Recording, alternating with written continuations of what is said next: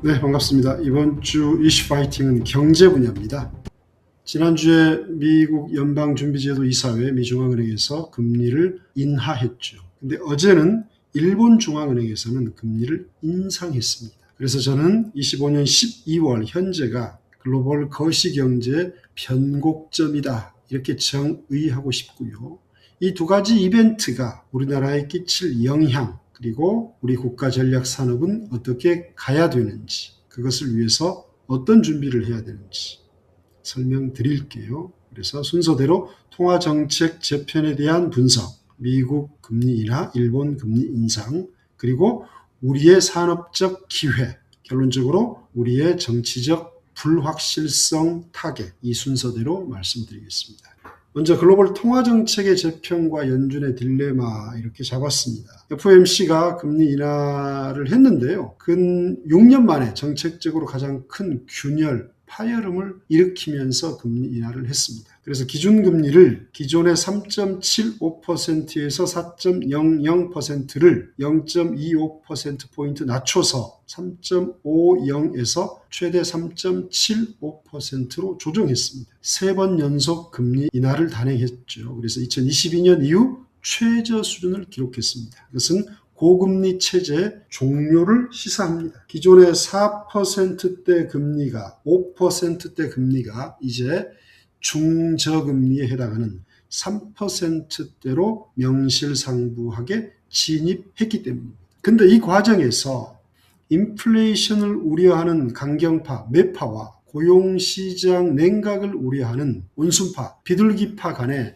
심각한 수준의 분열이 발생해서 9대3이라는 이례적인 견해차를 드러냈습니다만, 어찌됐든 금리는 인하했습니다. 그리고 금리 인하만 발표한 게 아니라 기술적 조치도 한 가지 추가했는데요. 뭐냐 하면 그동안 미 국채 매입을 중단했거든요. 근데 중앙은행의 준비금 관리 명분으로 다음 달부터 월 400억 달러 규모로 단기 국채를 중앙은행에서 매입하기로 했습니다. 이 단기 국채는 미 중앙은행에서 미 시중은행에 판매했던 겁니다. 그것을 다시 사들인다는 건 뭡니까? 시중에 달러가 너무 많이 돌아다니니까 그거를 흡수하겠다는 거죠. 그래서 실질적으로 뭐가 됩니까? 통화량을 줄이겠다는 뜻이죠. 그래서 너무나 시중에 달러가 많이 풀려 있었는데 이거를 긴축하겠다, 그 정책입니다. 그 다음에 어제 일본은행에서 30년 만에 가장 높은 금리를 발표했습니다. 그래서 저는 이것을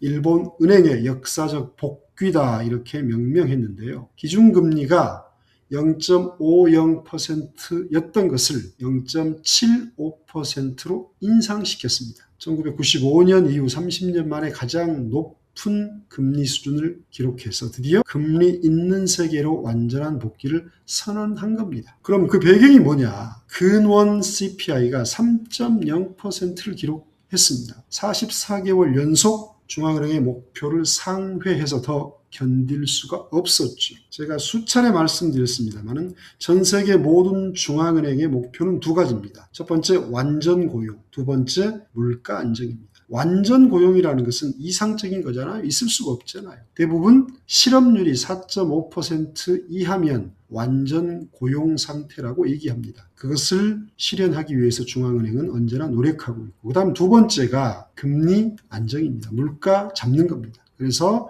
일반적으로 2%대를 유지하는 것, 그 이하로 유지하는 것, 이게 목표입니다. 근데 근원 CPI가 3.0%를 기록했고 44개월 연속 2%가 넘어섰단 말입니다. 그래서 이 물가 안정을 위해서 금리를 인상한 거죠. 그리고 최근 엔저가 1달러당 155엔에서 156엔 사이가 계속 유지되고 있습니다. 그래서 이 고착화를 좀 차단하자, 이런 목적도 있고요. 임금 물가의 선순환 구조가 안정적으로 정착해야 된다라는 새 내각의 목표가 반영된 결과라고 봅니다. 자, 일본의 기준금리 최근 30년 변천사를 한번 좀 볼게요. 95년 9월에 0.50%, 1% 미만의 초저금리 시대에 진입했습니다. 당시는 디플레이션을 방어하기 위해서 불가피한 조치였죠. 이때가 바로 잃어버린 20년, 잃어버린 30년의 시작이 된 겁니다. 그리고 95년에 이런 초저금리 시대에 진입한 이후로 99년에 제로금리 정책을 도입합니다. 만성 저성장에 대응하기 위해서 0.50%도 높다. 0.0으로 가자. 그리고 16년 1월에 드디어 일본 역사상 처음으로 마이너스 금리 정책을 도입합니다. 그래서 마이너스 0.10%입니다. 당시 아베 총리가 아베노믹스를 실현하기 위한 초강수 조치였죠. 그래서 은행에서 돈을 빌려가면 대출금뿐만 아니라 은행에서 수수료도 챙겨줬습니다. 은행에 예금을 하면 이자를 받는 게 아니라 수수료, 예금한 비용을 냈어야 됩니다. 그 다음에 24년 3월에 마이너스 금리가 종료됩니다. 17년 만에 정상화가 됐다가 어제 드디어 기준금리를 0.75%로 인상했습니다. 말씀드린 것처럼 배경은 엔저를 차단하고 물가를 관리하기 위한 불가피한 조치였다. 자, 그러면 이것이 우리 산업에 어떤 반사 이익이 있느냐? 먼저 글로벌 시장에서 경쟁하고 있는 자동차, 조선, 철강 이 분야는 엔화 강세로 지금 전환된 거 아닙니까? 그러면 우리나라가 수출 가격 경쟁력에 다소나마 우위를 점유하게 됩니다. 이 분야는 그래서 주가가 약간 상승하겠죠. 그리고 무엇보다도 일본산 철강 압박에 대한 완화가 기대됩니다. 그리고 반도체 역시 상호 보완적 관계니까 가격 효과는 제한적입니다. 보완적 관계라는 게 뭐냐면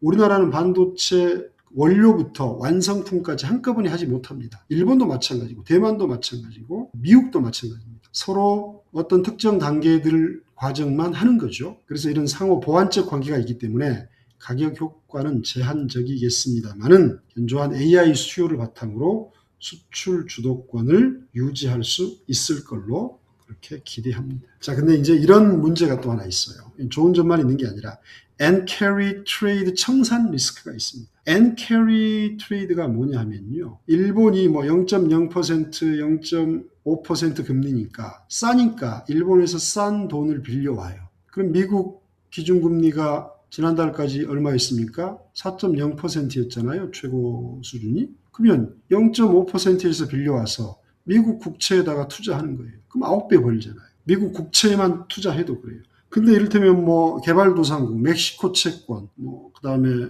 남아공 채권, 그리고 동남아 채권 여기는 뭐 12%, 15% 된단 말입니다. 거기에 투자를 하면 수십 배를 버는 거예요. 우리나라도 마찬가지였죠.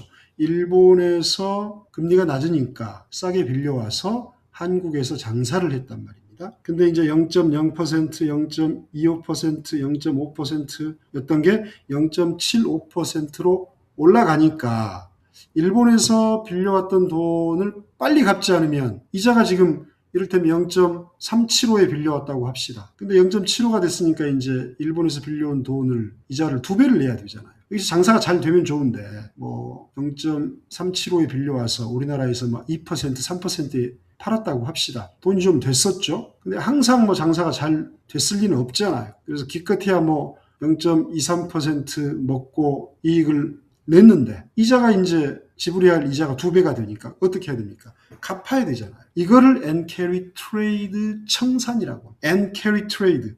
싼 일본 돈을 가져와서 트레이드 그걸로 돈질을 했어요. 장사를 했어요. 근데 이제 갚아야 될 이자가 2배가 되니까 빨리 위험을 해지해야겠죠. 그걸 N-트레이드 청산이라고 합니다. 그래서 잠재적 청산 규모가 약 32조 7천 엔 정도 됩니다. 그러니까 일본 금리가 상승하니까 저금리 엔화 자산이 이자가 늘어나니까 갚아야 되겠죠. 이럴 경우 국내 금융시장 변동성 확대가 좀 우려됩니다.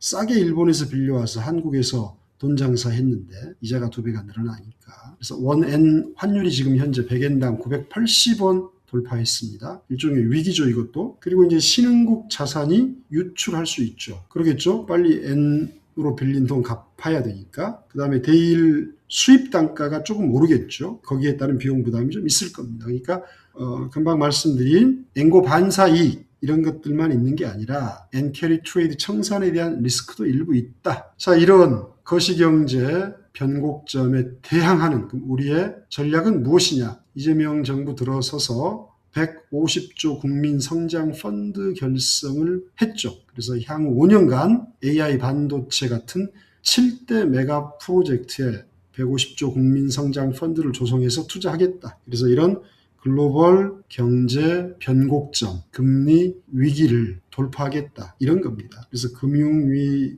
대통령 업무보고를 보면 이런 외화 유동성 공급을 강화하고 선물환의 포지션 한도를 좀 완화하겠다. 이런 정책들을 발표하고 있죠.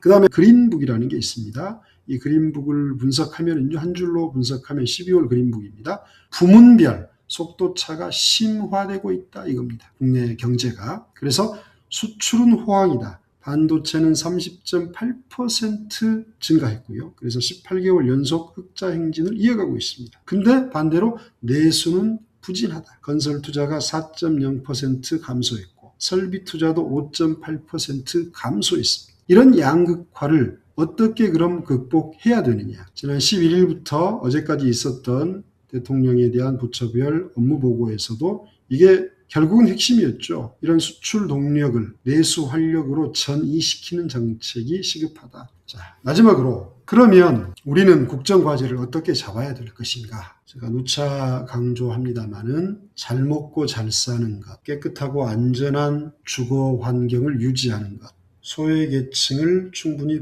보듬는 것, 이런 모든 것들은 경제, 민생 영역이죠. 근데 이런 모든 것들을 결정하는 영역이 어디입니까? 바로 정치입니다. 그래서 저는 늘상 그렇게 말씀드렸죠. 정치가 펀더멘틀이다.